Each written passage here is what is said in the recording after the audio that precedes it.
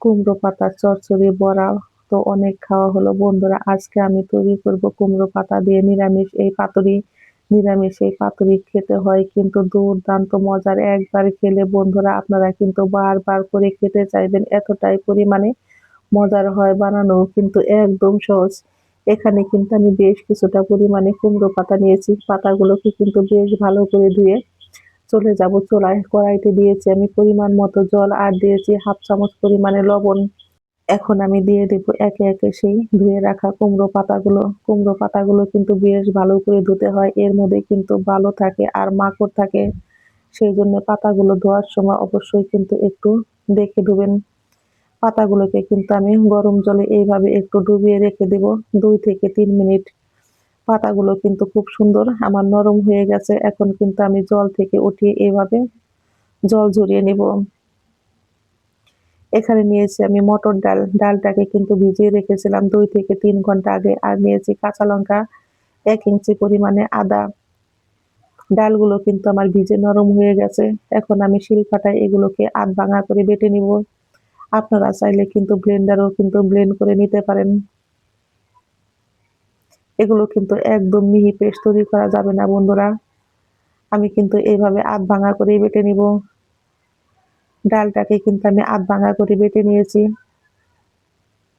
ডাল বাটা আমার রেডি হয়ে গেছে। আমি কিন্তু এখানে 2টা কুমড়ো পাতা নিয়েছি।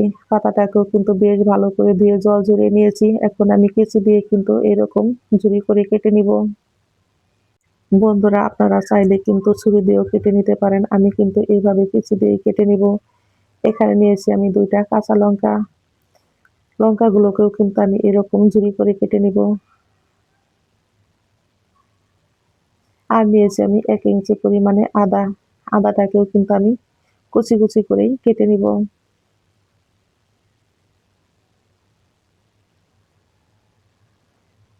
আদা, লঙ্কা আর শাক কিন্তু আমি কেটে এক সাইডে রেখে দিয়েছি। চলে যাব চুলায়।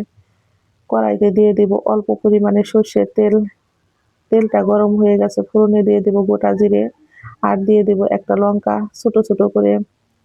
বন্ধুরা এখন আমি দিয়ে দেব কুচি করে রাখা আদা আর কাঁচা লঙ্কা আর দিয়ে দেব সেই শাকগুলো। অল্প পরিমাণে লবণ, হলুদের গুঁড়া, মরিচের গুঁড়া, ধনিয়ার গুঁড়া, জিরার গুঁড়া। এখানে কিন্তু আমি সমস্ত মশলাগুলোই দিয়েছি। এখন আমি একটু নেড়ে নিব।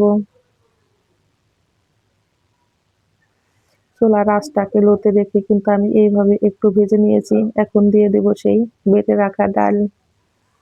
বন্ধুরা নিরামিষ দিনে যদি এইরকম কুমড়ো শাকের পাতুরি হয় মটর ডাল দিয়ে, তাহলে কিন্তু আর কোনো কথাই নেই। আমি ডালটাকে কিন্তু 2 থেকে 3 মিনিট একটু ভেজে নিয়েছি। এখন দিয়ে দিব অল্প পরিমাণে একটু চিনি। চিনিটা দিয়ে কিন্তু আমি এইভাবে আবারও একটু নেড়ে নিয়েছি। এখন এর মধ্যে দিয়ে দিব অল্প পরিমাণে একটু জল। এই রান্নাটা কিন্তু একদম সহজ অথচ খেতে হয় বন্ধুরা দুর্দান্ত মজার। যদি কখনো না খেয়ে থাকেন বন্ধুরা একবার হলেও রান্না করে খেয়ে দেখবেন, না খেলে কিন্তু আফসোস করতে হবে।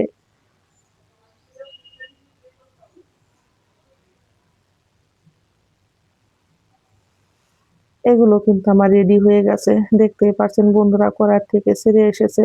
এখন আমি চুলাই থেকে নামিয়ে নিব। বন্ধুরা আমি কিন্তু পাতাগুলো জল ঝরিয়ে নিয়েছি আর পাতাগুলো কিন্তু খুব সুন্দর নরম হয়েছে। এখন এর মধ্যে দিয়ে দেব সেই ভেজে রাখা পুরটা।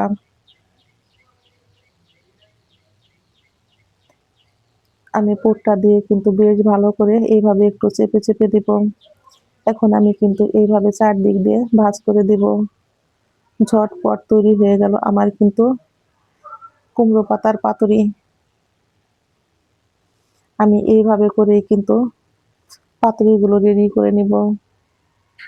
বন্ধুরা আমি কিন্তু এখানে 2টা কুমড়ো পাতা নিয়েছি। পাতাগুলো একটু ছোট, সেই জন্য বড় পাতা হলে কিন্তু একটা হলেই চলে। আমি কিন্তু পুরটা দিয়ে এইভাবে ভাঁজ করে নিয়েছি। বন্ধুরা ভাঁজ করাটা কিন্তু একদম সহজ।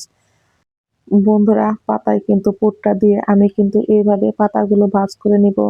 আর পাতাটা কিন্তু একটু গরম জলে সিদ্ধ করে নেওয়ার জন্যই কিন্তু পাতাগুলো নরম হয়েছে আর ভাঁজ করতেও সুবিধা হয়। এইভাবে করে কিন্তু আমি সমস্ত পাতাগুলো রেডি করে নিব।